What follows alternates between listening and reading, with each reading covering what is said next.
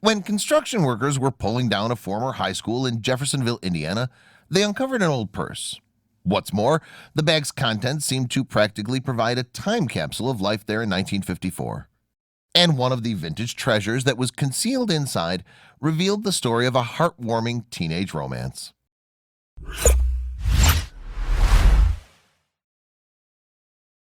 But before we start, please give the video a like and make sure to subscribe to Wonderbot and hit the bell so you'll never miss any uploads from us. Many adults look back fondly on their school days. In fact, in a 2015 survey reported by The Guardian, 50% of the respondents thought of their years in education as their happiest times. And as a result, reunions remain a popular way for people to reconnect with their pasts and swap memories with their former classmates. But what's the cause of all this nostalgia?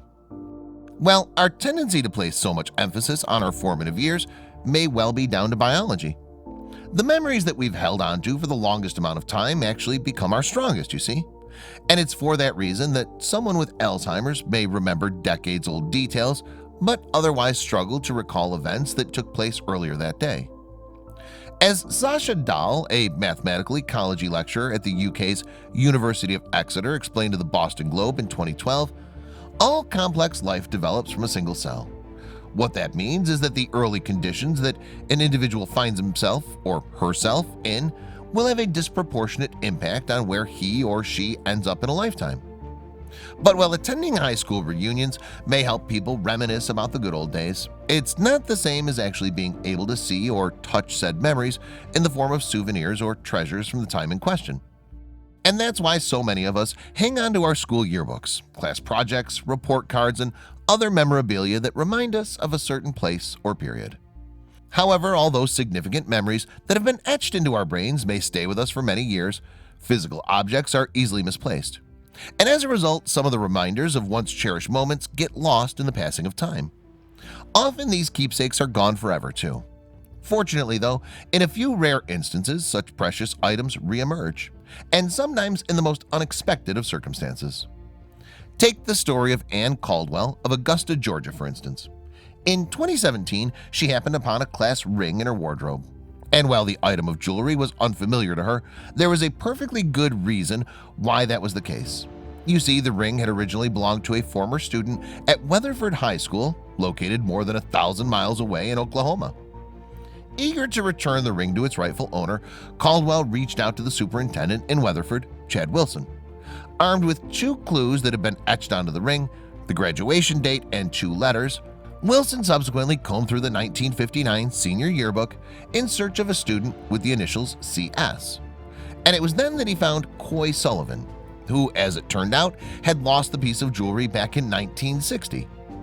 After Wilson had tracked Sullivan down, moreover, Caldwell learned exactly how the ring had come to be in her possession. Her late husband, you see, had come from Clinton, a town next to Weatherford, where his family had owned a laundry business. And so it seemed likely that Sullivan had left the ring inside the pocket of an item of clothing that he had taken to be cleaned. Remarkably then, Caldwell was able to reunite Sullivan with his high school ring. And as the alumnus says that he plans to wear the jewelry to his class reunion in July 2019, which marks the 60th year of his graduation.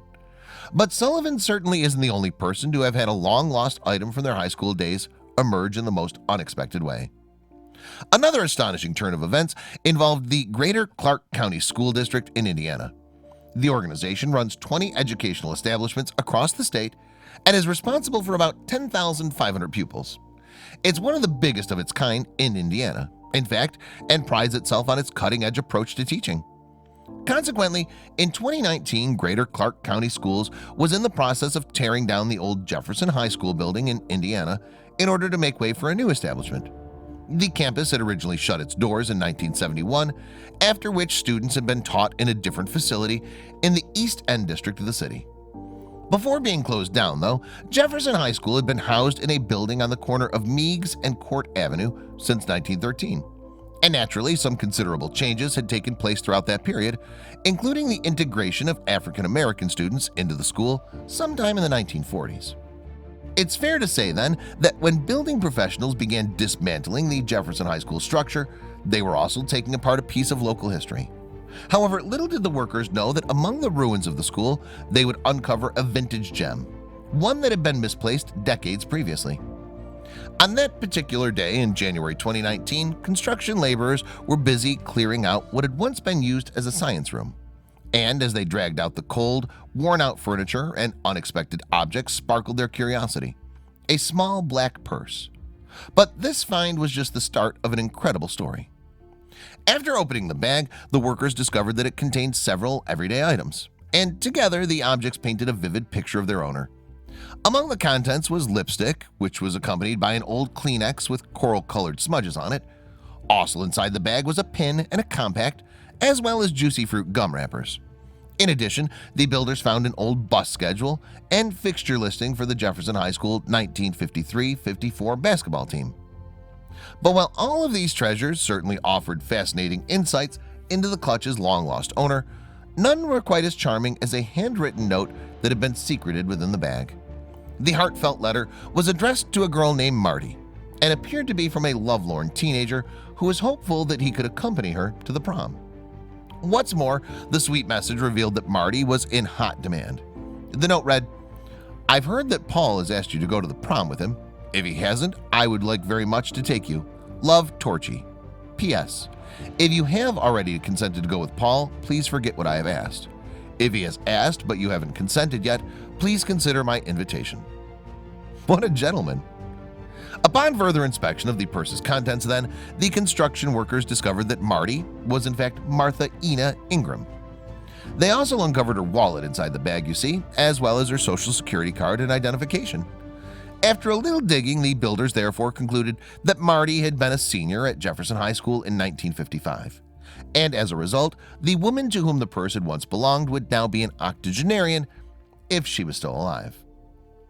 Furthermore, given the dates on the basketball schedule and some accompanying newspaper cutouts, it seemed likely that Marty had misplaced the bag back in 1954. Remarkably then, the item had sat lost in the old school science lab for more than 6 decades. And owing to that passage of time, it seemed likely that Marty would have forgotten all about the clutch in the interim. Nevertheless, when the folk at Greater Clark County Schools learned of the unexpected discovery, they decided to try and reunite the purse with Marty. And so in February 2019, the organization turned to social media, specifically the Greater Clark County Schools Facebook page, with a photograph of the bag and an appeal to help track down its rightful owner. The Facebook post read, "Lost and found alert. Martha Ina Ingram's handbag from 1954 has been found in the Franklin Square demolition. We would love to return it to her or her family. Please contact Aaron Bajorquez, Public Information Officer."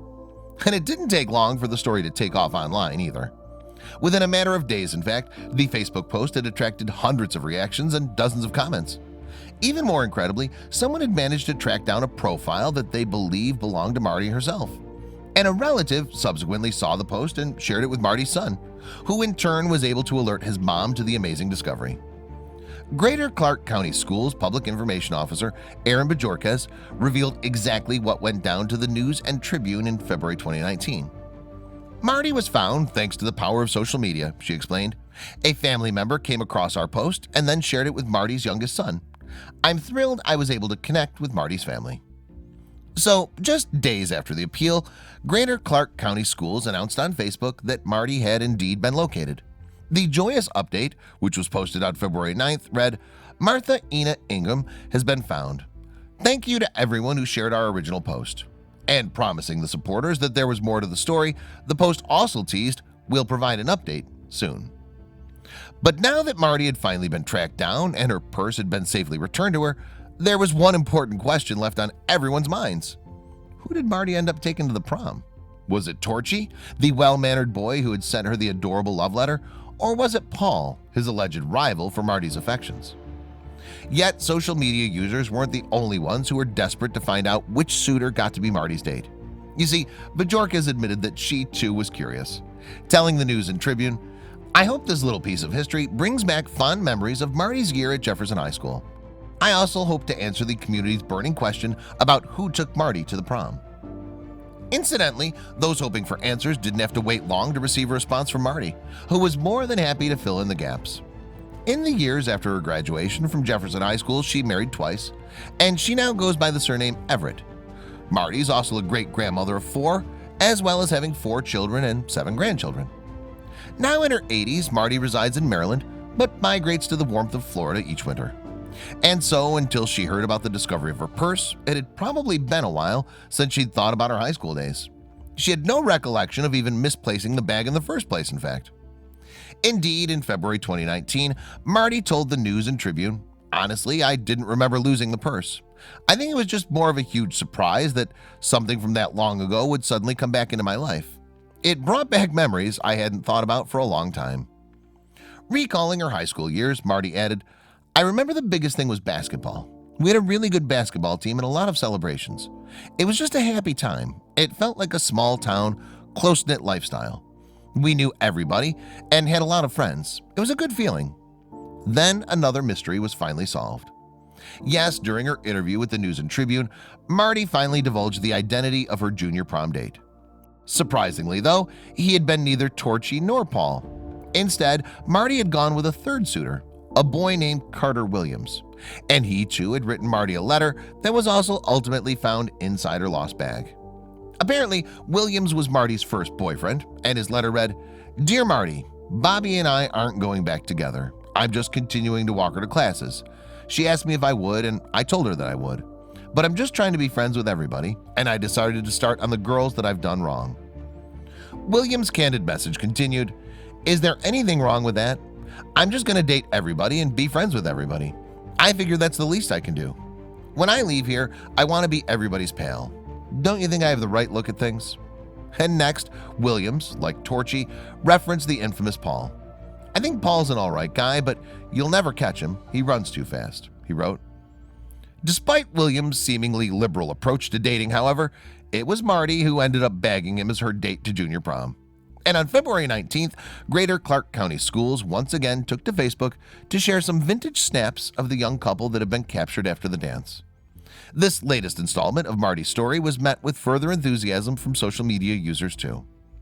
Beneath the black and white photographs of Marty and Williams, Facebook user Lynn Vaught wrote, "Such a great story. I'm so happy they located her." Another commenter meanwhile said, "I'm just speechless over this whole situation. I think I speak for everyone when I say we're all so thankful for your follow-up and persistence, Aaron. This has been so much fun. Times really have changed." However, that was by no means the end of Marty's sweet story. The news of the discovery of Marty's purse ended up reaching none other than Williams himself, you see, and he subsequently decided to reach out to his former flame.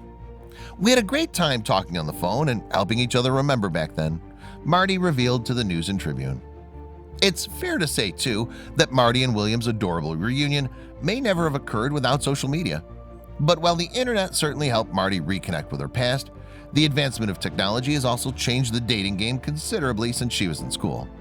And somehow a text just doesn't seem as romantic as a handwritten note.